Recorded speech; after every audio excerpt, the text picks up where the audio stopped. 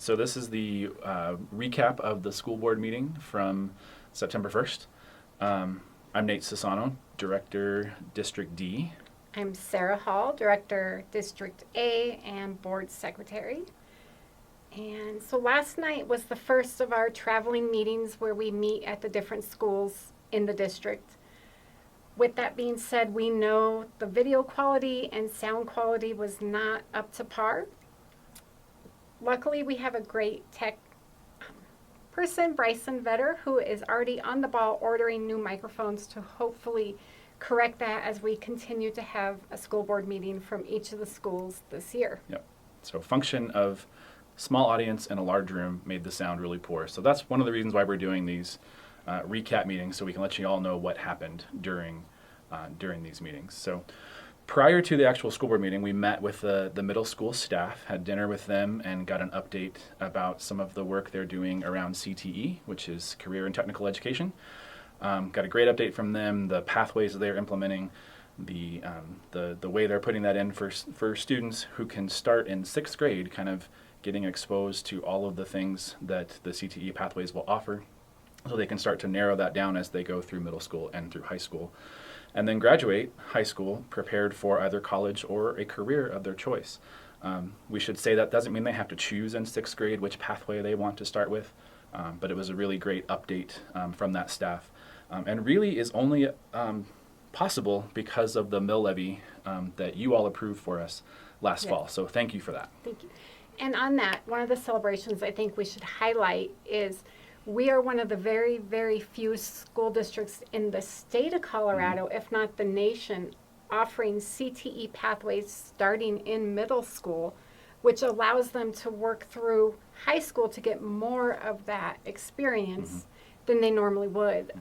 And the state gave praise to us for being one of the only ones in doing it in middle school. So thank you for everyone who helped that become a reality for us. That's great.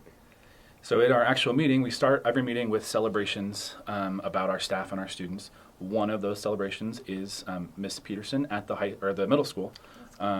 It piloted a program around our CTE work, and we'll be presenting that pilot in Atlanta, I believe, later this year, so we can get some recognition for her and probably some more funding around those things. So congratulations to Ms. Peterson for doing a great job there. Great job. And she also, she piloted it last year and was able to give feedback to the people who wrote the curriculum, and they actually changed the curriculum based on her feedback. And so she does present that in September in Atlanta. Yep, absolutely. Congratulations again.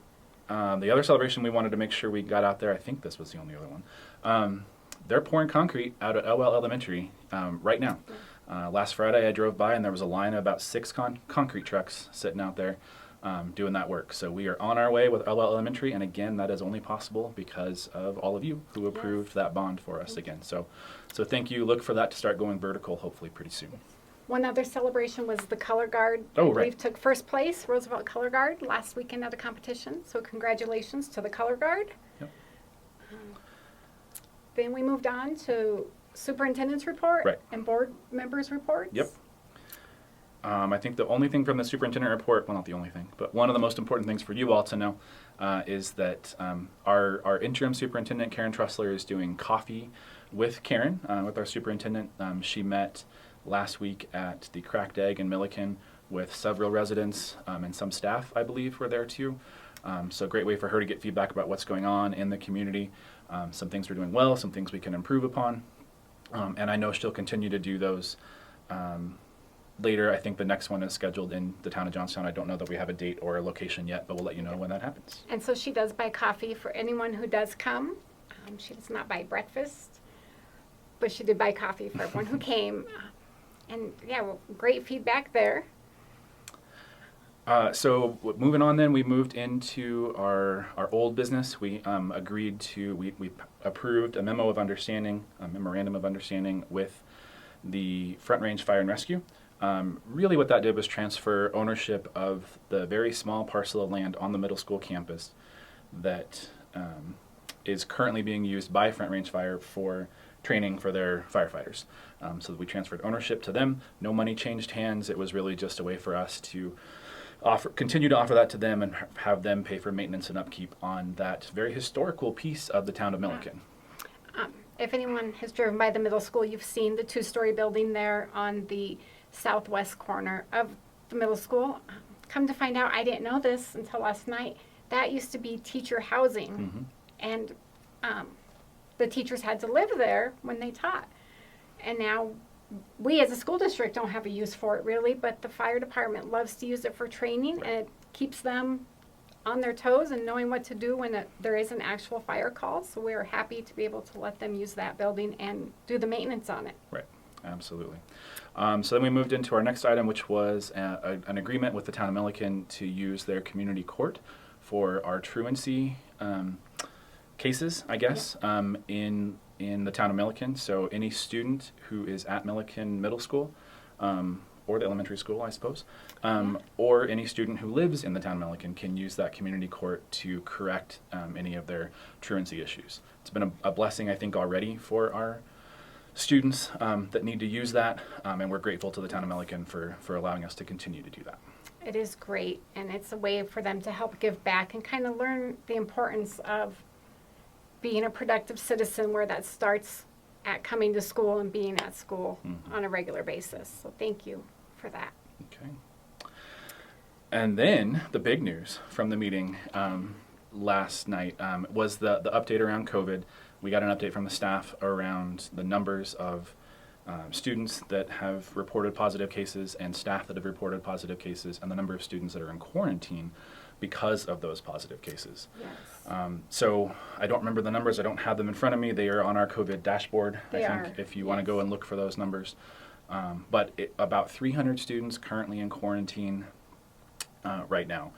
So we knew we had to do something different than what we're currently doing, and there was a lot of conversation around what that was. Yeah. Currently, we were doing what you felt best for your family and for your student. If you felt they should wear a mask, or if you felt they didn't.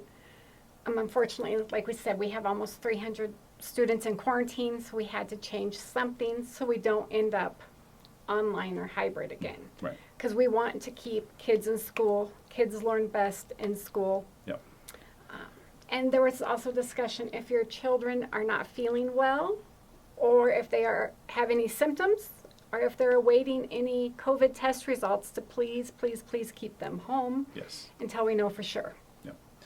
And I guess for me personally, the discussion really was around the back and forth between the students and staff who are being quarantined because they're exposed to a positive case, and going back and forth between online and in person. We discussed a lot around disruption and that we don't want to have a disruptive year as much as possible. And having those kids go back and forth between quarantined and not quarantined, in person and online, just seemed really difficult, really hard on the kids, hard on the parents, hard on the staff. And what we learned last night is that if we had had a mask mandate in place for those classes, most of those students would not have had to quarantine. So the goal then with the mask mandate is to keep the kids and the staff in the buildings as much as possible. So that we are providing a quality education, we are being equitable with all of our students. We're not asking them to go back and forth where they might have internet access issues or daycare issues and those kinds of things, So keeping kids in the building. we wanted consistency. Mm-hmm. And we talked about a few different options. I believe Yep. like option A was masks required for pre-K through 8th graders. Mm-hmm. Option B, I believe, was masks required for all grade levels. Yep. And option C was to do nothing and see how it goes. Mm-hmm. However, the trending upward right now, that was something that we really weren't comfortable with, because we Right. don't feel that there would have been any consistency with that option. Right. So what we approved on a 3-1 with one abstention vote is a mask mandate for folks, for the students in pre-K through 8th grade, and for the staff that work with those students. We chose to do that, I think, mostly because students above that grade level have the opportunity, most of them have the opportunity to be vaccinated and be protected in that way. So we didn't feel like it was necessary to ask them to mask. However, if there is a positive case at the high school and you're choosing not to wear a mask and you tell us you're not vaccinated, you might be asked to quarantine. But those are decisions that a high school student and their family can make because they do have that option. Students younger than that don't have that option currently. So we're trying to protect our students and staff as much as possible by asking for that. And so what that means is if you are a staff member in a pre-K through 8th school in our school district, or if you're a student, if you're wearing that mask and there is a positive case in close relativity to you, you do not have to quarantine if you're wearing that mask. You can still continue to come to school every day, as long as you don't have symptoms or have a pending test. Right. Correct? As far as I understand. The other thing I want to make sure we put out there is that the only thing we are re-implementing is the mask. Currently, our students are not in tight cohorts. They are not being required to sit one seat apart on the bus. They are able to do recess and lunch with their peers. Sports seasons have not been interrupted yet. We're not doing any of that.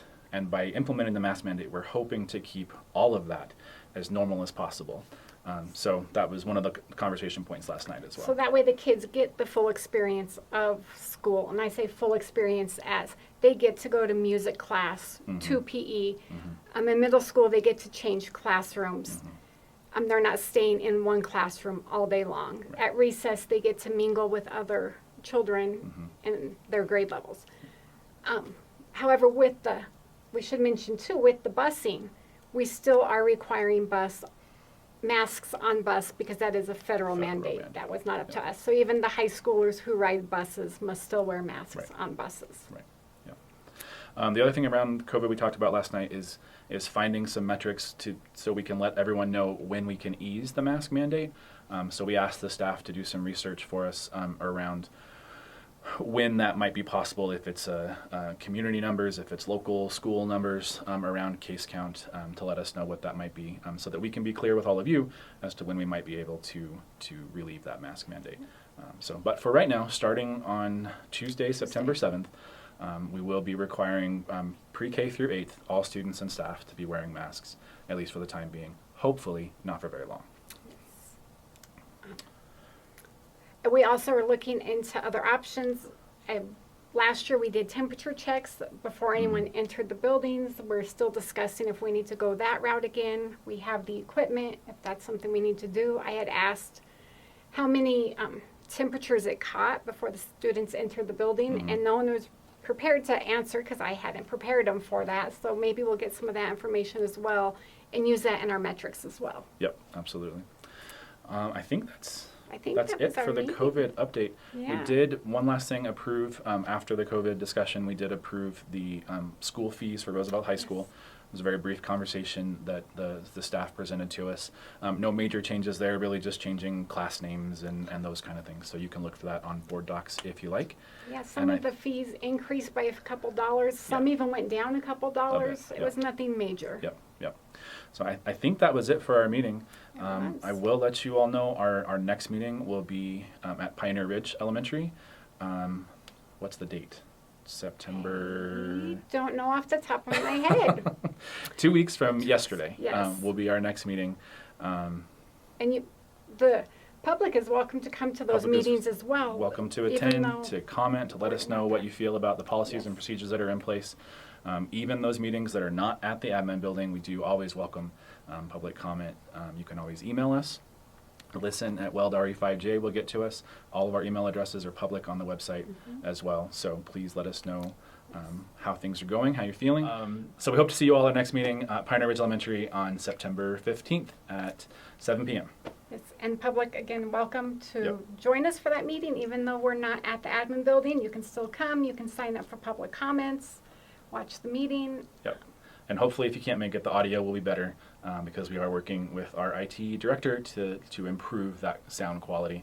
Again, function of a large crowd and a small crowd in a large room, and hopefully we'll be able to improve that for you all next time. So. And look for the update following day from board members to see if you can't watch the full video. We'll have a quick bite of it and give you the updates. There you go. Thanks, everybody.